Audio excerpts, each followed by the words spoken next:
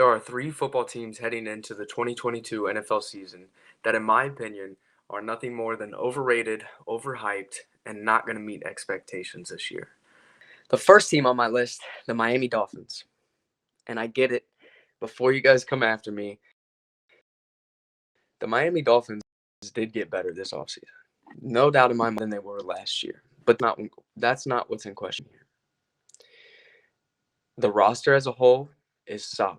Defensively, solid. Skill position, receivers, solid. The question marks lie on key positions, in my opinion. The quarterback and the offensive line. At the quarterback position, you have Tua, who has only thrown one touchdown of 30 yards or more in his career. And to put that in perspective, Odell Beckham Jr. has two. You've got an offensive line who, yes, you added Teron Armstead, who is coming off of a knee surgery. But you have Connor Williams, who's never played center in the NFL. You have Austin Jackson is going to be your right tackle, who posted a 49.9 PFF grade last season. And you've got Leon Eckenberg, who posted a 50.8 as your left guard.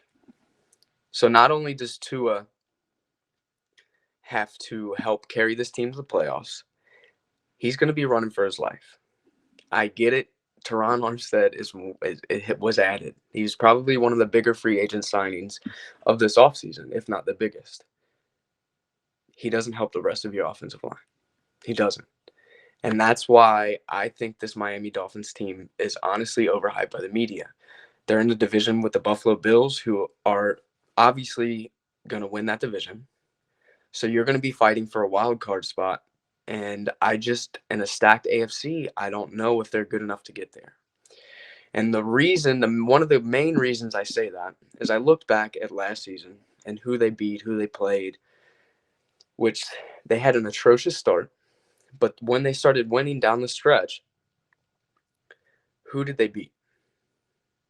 If you look at who they beat, the Houston, the Jets twice, Carolina, the Giants. Those are 5 out of their 9 wins. All of those teams had losing records last year and were not good. Down the stretch, when they played the Tennessee Titans towards the end of the year, playoff team, number 1 seed in the AFC, they got smacked. I think the Dolphins are going to be better than they were last year, but the Dolphins are not a playoff team.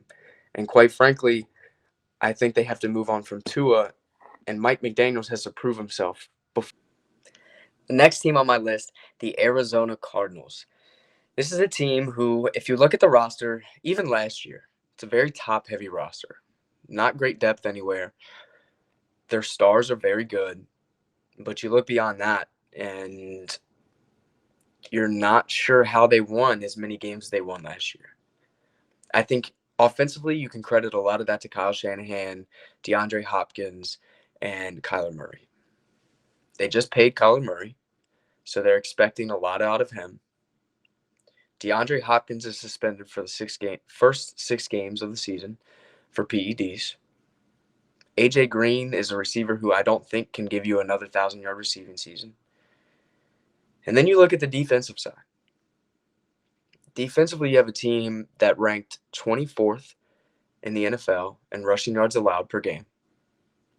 You have a team who ranked 14th in sacks per game, and that is with Chandler Jones and J.J. Watt. J.J. Watt is going to be lucky to be on the field for half the season. It's been like that for years. He can't stay healthy anymore. Honestly, it wouldn't surprise me if he retired somewhat soon, if not next year. And then Chandler Jones, you just let walk in free agency. This is the Arizona Cardinals team who is in the division with the Rams, defending Super Bowl champions, who, in my opinion, are going to win that division. I think the Cardinals end up making the playoffs this year in a wild card spot, and that only being because they're in the NFC. If they were in the AFC, they would have no shot of sniffing the playoffs this year, and I guarantee that. They'll make the playoffs. It'll be another early exit for them. And this organization is going to have to do something else than what they've been doing. I know that sounds crazy after the season they had last year, but this Cardinals team is not as good as people are saying. The number one most overrated team heading into the 2022 NFL season is the Dallas Cowboys. It probably doesn't come as a huge surprise to most. This is a Dallas Cowboys team who last year looked good on paper. They were 12-5, 6-0 in the division.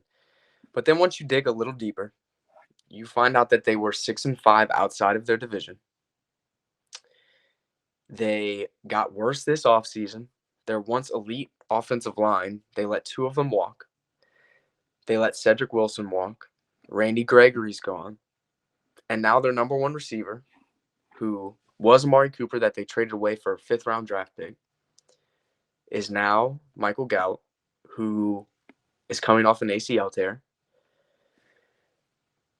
This team is now in a division which once was weak, now has the Eagles, who were the number one rushing offense in the NFL last year, who added A.J. Brown across from Devontae Smith.